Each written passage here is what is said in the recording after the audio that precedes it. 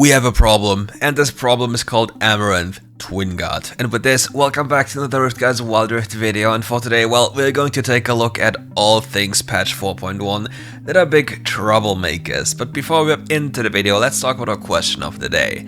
What do you think of Amaranth Twin God? Let me know in the comments below. So, let's just get this going. You buy Amaranth Twin God, you can't die, and everything turns into a tank. Let me walk you through this for a second. Upon building this item as your third, fourth or fifth item, you become invulnerable and invincible and immortal and everything you want to be. Sounds about normal if you consider being a tank perhaps, but that isn't the issue.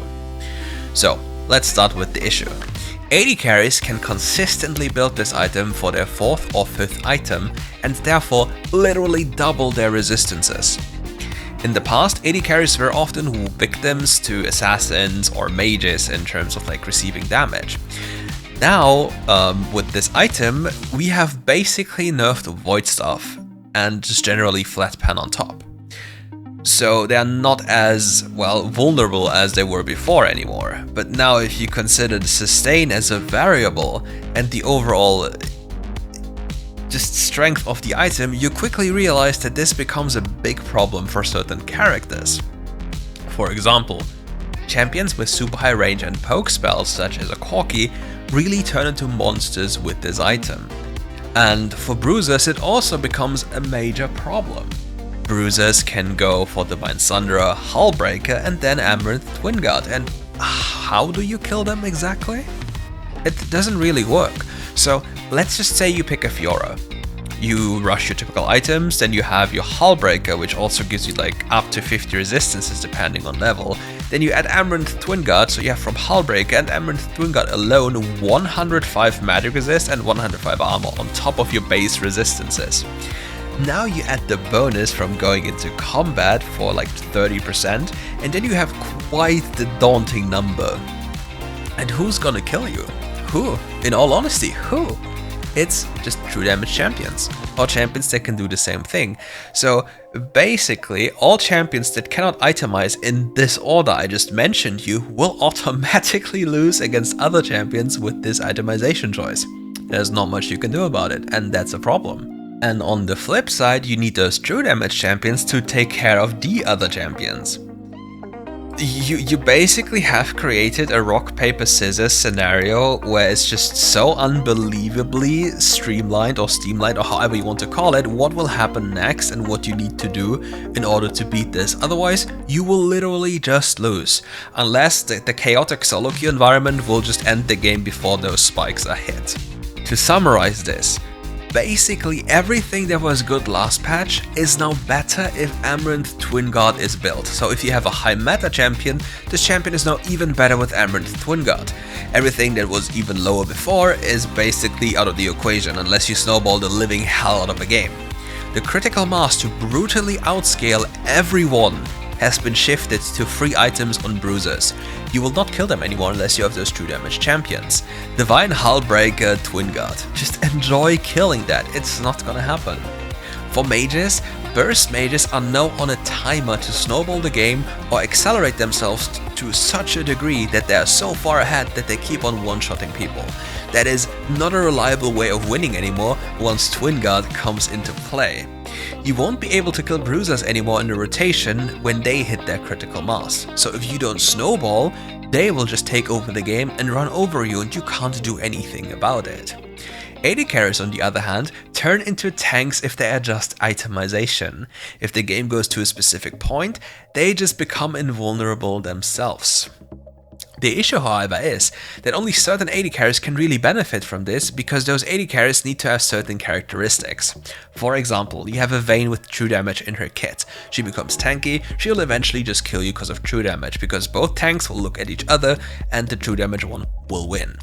Corki on the other hand features insane wave clear, utilizes Riftmaker, Twin God and everything he wants so well that he just doesn't care anymore. He can just stand still and blast everything in front of him. This is such an absurd winner of this patch. He's basically the best champion you can have now on your team. He is so unbelievably unbalanced. There will be a video about this as well. For support, support really won't be getting too much from Twin Guard because it's not really at their item curve.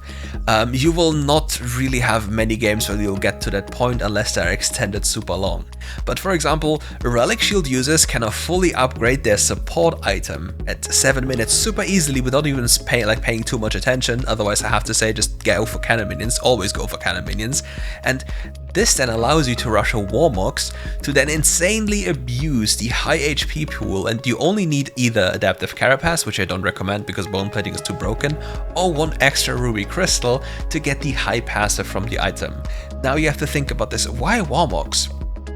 Number one, this item features such a high base HP pool that you literally double your HP bar upon completing it in combination with the Relic Shield, and you have the infinite time on the map with this passive once you have unlocked it. Now, you also have to keep in mind that you will be able to never be forced to go to base anymore, and then you can just impact the map. The downside of this, however, is the fact that you'll be running out of mana quite easily. Previously, with Abyssal Mask, you had an item that just dealt with all of that as you wanted, but now Abyssal Mask isn't so much of a rush item anymore. The item basically scales with the enemy gaining levels and more damage, and you gaining more HP to soak. The more HP you have to soak and the more resistances you have, the more damage you'll be able to soak and then turn into an explosion in the enemy backline. And here's how. Abyssal Mask counts the pre-mitigated damage on you and puts it as a buff onto you. You can then unleash this buff or these charges by using an ability that CCs the enemy champions with a knockup, for example. So let's say you take a full combo of an Orianna or a Ziggs or anything and then unleash your Nautilus ultimate into the backline. Then this ultimate will explode in a radius and it will imply super high damage numbers, and then you can go in being absolutely invincible due to your high HP bar. And then, and only after this, you can think about going for Twin Guard if you want to be super tanky. But this would be rather selfish because you could also utilize the bonus HP you have for a Protector's Vow. With the Protector's Vow, you have so much bonus HP that the shielding effect of this item will be bigger than a Barrier and a Bloodthirster combined. Well, not that big, but you know, it's quite a sizable shield on a low cooldown, which is really powerful as this item has been buffed and buffed and buffed again. Beforehand it was really bad, now it's really broken. And then maybe for your fourth item you can consider going for Twin Guard, because then there's not many alternatives for you to go into. Searing Crown is more of a rush item or don't item, as it has to compete with insane bruiser items. Exceptions here would be like Singed. Singed really likes this item because there's one thing that many people forget. Like, Liandry's got changed, and Liandry's needs a sizable amount of AP to deal real big damage, which is you usually see on Morgana and stuff. So this item would make Singed really squishy. You would have Liandry's and Rylai's, but then you don't have any resistances outside of your ultimate ability, so you're really squishy, and you're forced to build more AP to deal more damage with this item. On the other hand, since Singed is a melee champion, this item will grant Singed a lot of bonus damage on first item, plus HP, plus armor, and allow him to go into a full tank itemization after Searing Crown and Rylai's. That way you'll be a menace in the teamfight and you'll not be able to get killed. So it's quite a sizable change because you also have the ability of locking people down, or rather applying utility in the form of slow, and flinging people around without the fear of dying.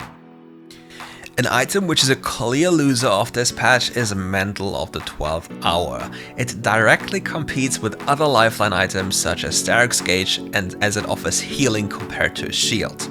So why would you ever build this item over the Amouranth Twin Guard, which is providing better stats and allows you to go for Starrick's as well, which features offensive and defensive capabilities? And having in mind that we are going towards a more tanky oriented meta, assassins will likely be gone or like fall out of favor, and therefore having anti-shielding items in the game you're playing is less likely, but anti-healing will still be more prevalent since people default to them all the time. But if they default to a Serpent's Fang, and they stray away from certain itemization choices, then you see the problem which I mentioned earlier with the free item power spike pushing the other people out of the game with critical mass and unable to do anything.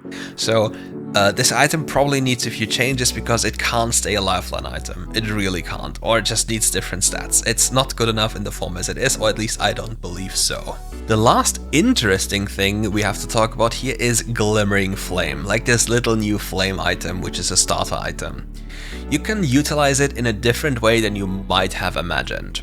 So for example, in the Baron lane, you can use it to maintain your Grasp of the Undying proc without messing with the wave too much. You will deal less damage to the minions compared to a usual auto attack, which obviously will mess more with the wave. Compared to an auto attack, which you have to input every other second, you can just walk in and out of range briefly, tag one minion for like 10 damage and be done with it. This way you can force different type of trading patterns, which will allow you to gain more value out of your grasp without messing with your wave. However, you have to think about that you're losing 100 HP compared to the ruby crystal, which can be very much of a difference maker during all-in exchanges and forces you to also adjust to how you want to play. It's basically a different type of playing around your grasp procs. And that's it for today's video. If you liked the video, leave a like and subscribe to the channel and come back tomorrow for more. See you soon.